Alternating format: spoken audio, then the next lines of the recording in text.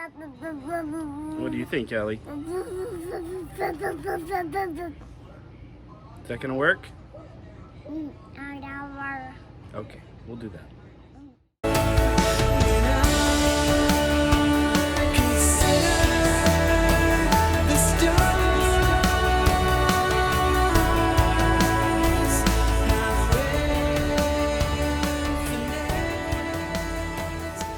Hello everyone, and welcome to my church, the Cosmos. I kid, but I'm kind of not. This is my backyard, and I'm in my garden here, and this is where much of my spiritual community happens. My family and I gather back here, and we'd love to have friends back here, but it just hasn't been a good season for that with quarantine and everything. But this is where much of our spiritual community happens and our connection with creation. And then at the end of every day, obviously, it's time for bed. And so we have our 5 kids and we take them upstairs, we put them to bed. They each have their own routine. And the younger kids will often like to either read a book or sing a song. And one of the songs that they like to sing, just as most kids do, is Twinkle, Twinkle, Little Star. And you'll remember the lyrics, Twinkle, Twinkle, Little Star, how I wonder what you are. And you think about kids and what they think about stars.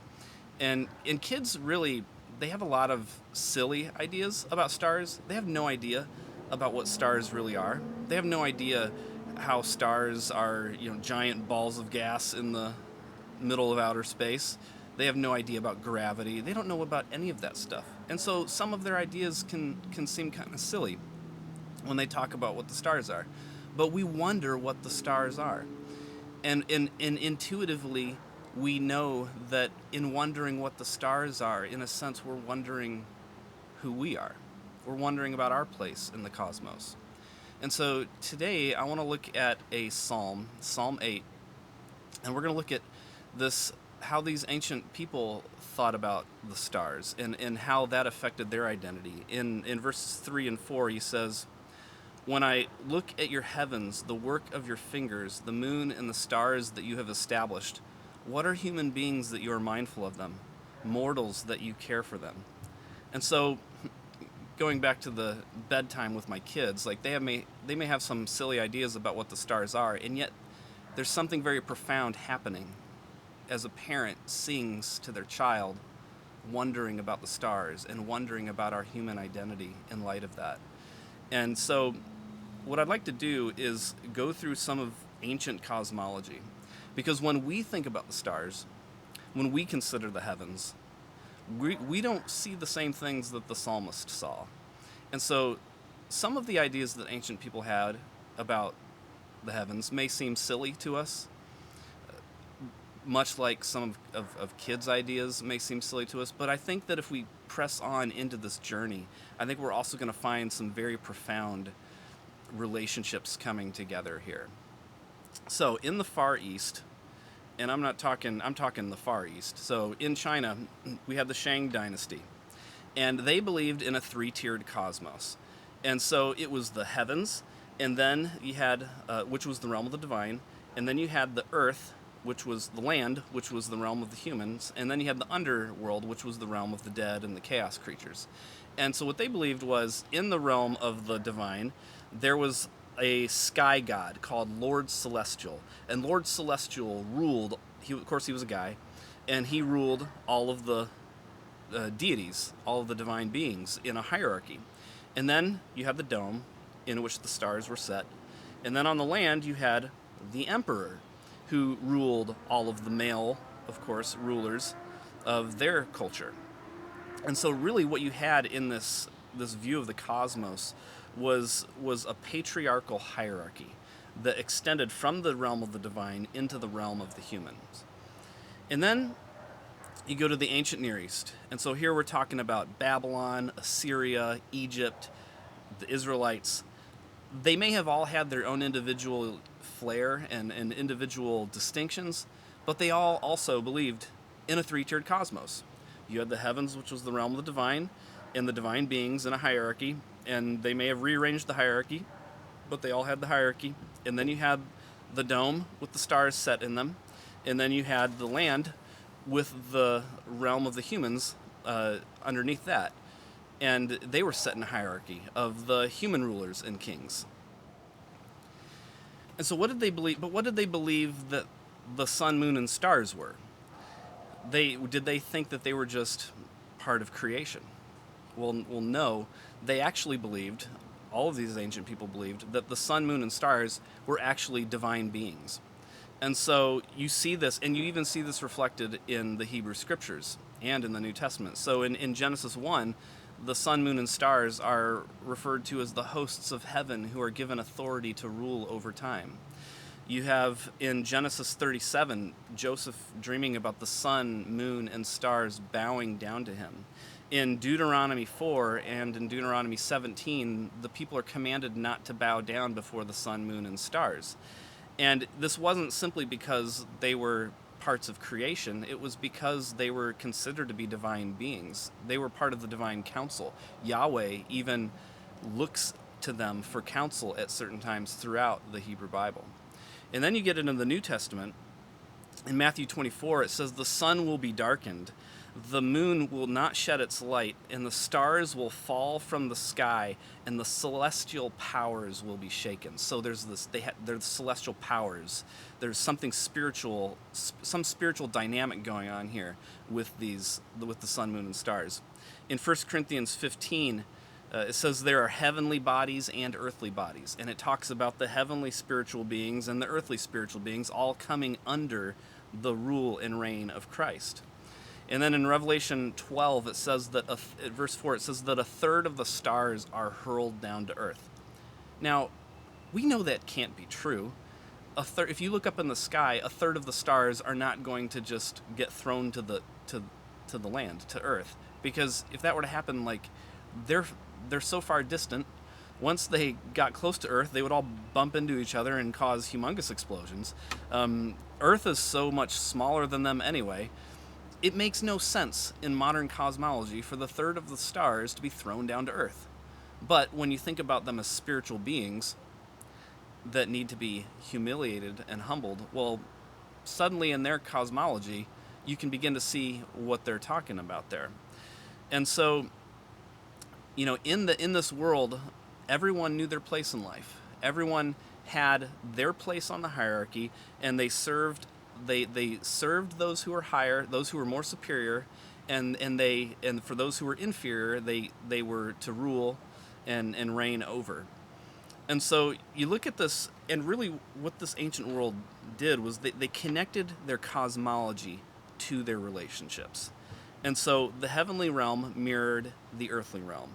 They had the honor, the hierarchy of honor and service and violence and shame, depending on where you were up and down the hierarchy. And so what I want to do now is look at Psalm 8 with all of that in mind. And I'm going to read this, and I want us to recognize, as I'm reading, try to recognize the cosmology, the hierarchical cosmology where people and beings are set in place, but then also recognize the relationships that they had to one another. So Psalm 8, starting in verse 1, it says, "O Lord, our sovereign, how majestic is your name in all the earth. You have set your glory above the heavens. Out of the mouth of babes and infants you have founded a bulwark because of your foes, to silence the enemy and the avenger. When I look at your heavens, the work of your fingers, the sun and the moon and the stars that you have established, what are human beings that you are mindful of them, mortals that you care for them? Yet you have made them a little lower than the divine beings, and crowned them with glory and honor. You have given them dominion over the works of your hands. You have put all things under their feet, all sheep and oxen, and also the beasts of the field, the birds of the air and the fish of the sea, whatever passes along the paths of the seas. O Lord, our sovereign, how majestic is your name in all the earth." So you look at this cosmology of Psalm 8, and according to verse 1, you've got Yahweh at the top. The heavens in verses 1 and 3 are below Yahweh. And the divine beings in verse 5 are beings in the heavens that are beneath Yahweh, and yet they're also a little above humanity. The human beings are beneath the divine beings, and then the animals are beneath the human beings. And so you see this continual hierarchy from Yahweh all the way through the divine realm, all the way into the human realm, down into the realm of the animals and creation below that. And you look at their specific relationships. Yahweh is sovereign in verse 1. Human beings are to have dominion in verse 6. You're seeing the exact ancient Near Eastern framework, Far East framework, the same framework that was in the Greco-Roman world throughout the New Testament times. You're seeing that play out here. And so, but I think one surprising thing here is that Yahweh is not shaming the humans. Instead, he's crowning them in verse 5 with glory and honor. And so, we're going to come back to Psalm 8. I just wanted to establish that hierarchy that's going on in the text there. And now what I want to do is have a little fun going through church history, because you may have noticed our cosmology has changed since then. We no longer believe in a sky dome with stars and windows that open. And so the cosmology, our view of the cosmos, has changed over the years. And so I want to look at some examples, and some of these are going to be some silly ideas. Some of these are going to be some really inspiring ideas that people have had throughout church history. And so in the 3rd century, Lactantius, he was an advisor to Constantine. And so you think about, the land was flat, and then we began to realize that the earth was round. So what are the implications of that? They had to deal with this, and they had to struggle with, oh no, our cosmology is changing. How does this affect our human identity? So Lactantius thought, well, there certainly can't be humans on the other side of the planet, because if they were, they'd be upside down. And there's no way you could have humans walking around upside down. And so he thought, there's no way scientifically that humans can be walking upside down on the other side of the planet. Well, then you fast forward to Augustine. And Augustine had a little bit more theological of a concern here, because he believed in the doctrine of original sin, that through Adam, all humanity was born, and because Adam sinned, then all of humanity inherited his sin. And so Augustine, he had this term for people, the concept of potential humans on the other side of the planet, called antipodes. And he said there's no way that there could be antipodes on the other side of the planet, because they would have had to have crossed the oceans. And there's no way that humans could have crossed the oceans and have been descendants of Adam. And so because of his theology of original sin, he rejected the scientific discovery, or the scientific postulation, of humans, antipodes, being on the other side of the planet. So fast forward to the 12th century, and you got Robert Grosseteste, and he was really into this mystical tradition. Augustine, even though he had some redemptive violence and different things with the theological issues that I would definitely have with him, Augustine also had a mystical side, and Grosseteste tapped into that, and he also really appreciated John 1 in particular, about how the light spread. And so Grosseteste postulated that perhaps the universe started as a singular point of light that spread in all directions. Now, interestingly enough, that resonates very much with Big Bang cosmology. That says the universe started as a singularity, an infinitely dense, dimensionless point of energy that then spread like light in all directions. And this was 800 years or 700 years before the Big Bang was discovered. Yet Grosseteste, through his mystical theology, was imagining that.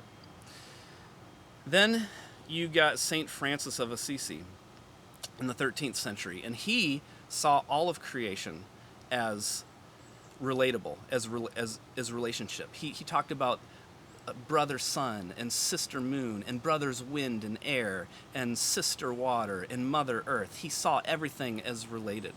And he even and that was in his worship song, the Canticle of Creatures. And then he was so connected with creation that he was even called the patron saint of ecology. And so his theology of what the universe is as all relationship, he had no idea that 700 years later scientists would discover that actually all of the universe is in relationship.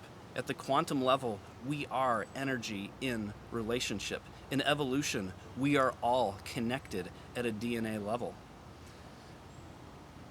And then you go into the 16th century, and Giordano Bruno, he, based on his theology of God, he began to postulate that maybe the stars were actually suns, and maybe they all had planets that orbited them, and maybe those planets contained life. Now, we still haven't confirmed that there is life out there, but his theology was opening himself up to potentially seeing life throughout the entire cosmos. Of course, he was then killed as a heretic because Pope Paul V and the church during those times in the 17th century, they believed that the cosmos centered on the earth, that everything revolved around the earth. And you see that, you kind of see that even in the Psalm 8 passage. Like, God centers his work on planet Earth. God rules through human ruling on the earth. It makes sense that the earth is the center of the story here, and all of the cosmos revolves around the earth. And they were really concerned once people started saying, oh no, actually, the cosmos doesn't center around the earth. They were concerned that then, if earth became decentered, then humans become decentered from their place in the cosmos. And if humans, as the image of God, become decentered, then God becomes decentered. And so there's so much questions here about human identity and that's rooted in their cosmology and in their vision of who God is. Tycho Brahe was in the 17th century, and he said that there's no way that the earth could revolve around the sun, because if that were true, then the universe would be far bigger than we ever imagined. He thought it might be like 300 times bigger. He had no idea how infinitely bigger it actually was. In one of his books, Love and Quasars, the astrophysicist Paul Wallace says that Brahe resisted a larger, stranger universe because he resisted a larger, stranger God. He was too afraid of what that would do to his vision of God if he were to accept what we were coming to understand about the cosmos. And then we get to the 20th century. We've begun to discover evolution. We've begun to discover much about the age of the universe, and Christians started having questions. And Teilhard de Chardin was a Franciscan and was also a scientist. And he began to explore what does a theology of the cosmos look like. And he started to see, like, okay, what are some of these things we're discovering about how related the universe is, how it's converging and coming together, how it's developing in complexity and depth and union over time. What are some of the theological implications of that? You got Francis Collins, who was an atheist, and he became a Christian as questions began to arise in him from his experience in science. He ended up mapping the human genome, which now we can read our human DNA, and we can see how we evolved over time. We can see how related we are to different creatures throughout the world that we see today. We can read it in the code. And Francis Collins, a Christian, was the one who led this project. And it's fundamentally reshaping how we even do medicine. They're able to now get into the DNA process itself and look at the code, and they can actually work on creating medicines that can be tailored to our specific bodies. And then Ilia Delio, she is a Franciscan nun, and she's also a scientist. And she's doing a lot of work now, reimagining what, looking at the story of the cosmos and seeing how it's developing and unfolding over time, and what its implications are. And so, really, what is the story that's going on here? And I just want to briefly look at it from a few different layers. One is cosmogenesis. So what scientists say is that the universe started as a singular point of energy called singularity. And as it spread out, particles began to come together. And when particles bonded together, they created a, a new reality, an atom. And then as atoms came together, they bonded and they created a molecule. And so you see what's happening here is that as individuals come together, as they converge together, their togetherness then creates something bigger, some new reality. And you see the cosmos unfolding like this over time. Eventually we get to stars, and then in the core of the stars they had the elements that were necessary to create life, but there's no way to access them through when they're in the center of the stars. And so the stars had to die to themselves, and in their death, their guts, their elements that were the elements necessary for life, spread throughout the universe. And so now everything around us, your bodies, these plants around me, everything that we have that is alive came from ancient stars, millions of stars burning for billions of years, dying to themselves and resurrecting through the life of others. And that is the story of the cosmos. We eventually get to Earth, and through evolution we can see how literally everything on planet Earth is interconnected, is related like a family, just like St. Francis spoke about in his worship. And so then in neuroscience, you've got how it shows how our brains are all interrelated. They're networks of neurons firing together, and it's all related. Our minds and our bodies are connected. And as two people, as three people gather together, a new consciousness is formed between them. And it's exactly what happened at the beginning of the cosmos. As individuals come together, new realities are created. It's actually quite Trinitarian in its the cosmos is at a DNA level.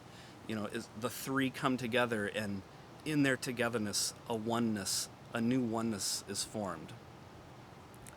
And so now we have to see, like, okay, then what is the relationship here between modern science and spirituality? And I think that really it comes down to this concept of embrace and exclusion. The forward movement of the cosmos, the evolution and unfolding of the cosmos happens as individuals embrace one another. As stars embrace who they are and develop at the core of who they are, the elements necessary, but then die to themselves, and they're able to spread out. As particles embrace who they are, but also embrace towards others. And you're seeing this embrace of self and embrace of neighbor, and this life, death, resurrection at the DNA level of the entire story of the cosmos. Exclusion is really just a mirage. You can't exclude anyone. It just doesn't work. It doesn't happen. You can say someone's excluded, but they're still here and they're still in a relationship. So let's go back to Psalm 8. And I want to look at it through this concept of identity, embrace, and exclusion. We look at verse 2, and there's this really weird verse here. It says, "Out of the mouths of babes and infants you have founded a bulwark because of your foes, to silence the enemy and the avenger." Like, what is this even talking about? Scholars have argued, like, is this related to verse 1 or is it related to verse 3? What are the implications of that? It seems kind of out of place. But if you take a step back and you look at the psalm, you begin to see how it's actually structured as a chiasm. Verse 1, "O Lord our sovereign, how majestic is your name in all the earth." Verse 9, "O Lord our sovereign, how majestic is your name in all the earth." And then verse 2 pairs with verse 8, 3 with verse 7, and And then 4, what are human beings? Well, verse 6, they're those who have dominion over the earth. Because 5, they're lower than the divine angels, the divine beings, but they're also crowned with glory and honor. And that's kind of the center. But then you look at this verse 2, and I think if you look at it within the chiasm of connected to verse 8, you begin to see the connection here.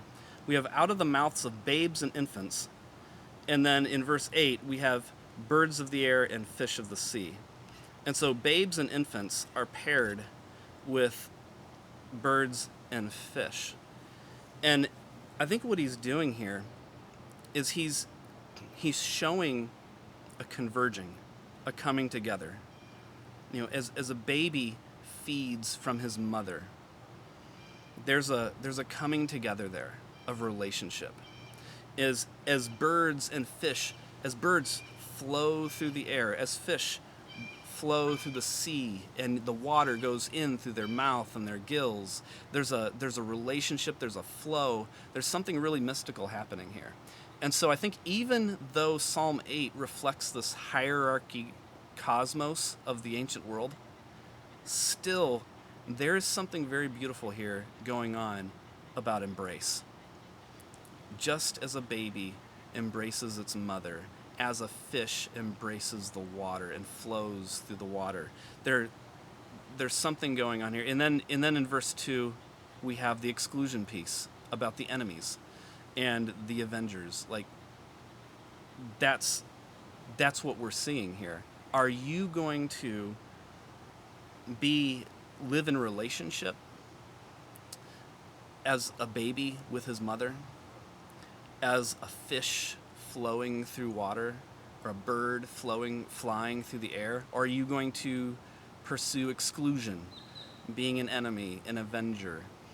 And I think that really that is where we find ourselves. We're not in a hierarchical cosmos. We are in a cosmos of converging, a cosmos of coming together. And we have an opportunity to explore what that looks like in our minds, in our bodies, in the cosmos. An opportunity unlike ever before in human history. And one of the big questions that people have now are like, okay, are we the only ones here? Are there other life forms out there? And if we were to discover that, which we very well may at some point, those are going to arise even more questions about human identity. Suddenly, okay, is God really ruling the entire cosmos through humanity if there are other life forms that are more advanced than us? I don't know. Those are going to be questions that we're going to have to consider. But I think that in any case, what we're seeing here is that where God shows up is, I think, in the forward movement and in the coming together. Jesus talked about it as an embrace of self and a love of neighbor and a love of God. It's where 2 or 3 are gathered, they're coming together. That's where God shows up. It's when we serve the least of these, that's where we're going to find God. And so I want to encourage us to understand the cosmos that we find ourselves in, that it is a relational cosmos, and then to embrace ourselves and embrace our neighbors and move toward converging together in love, because that's where the glory and the forward movement and the honor and the beauty of creation is going to happen, because that's where God is moving this entire cosmos.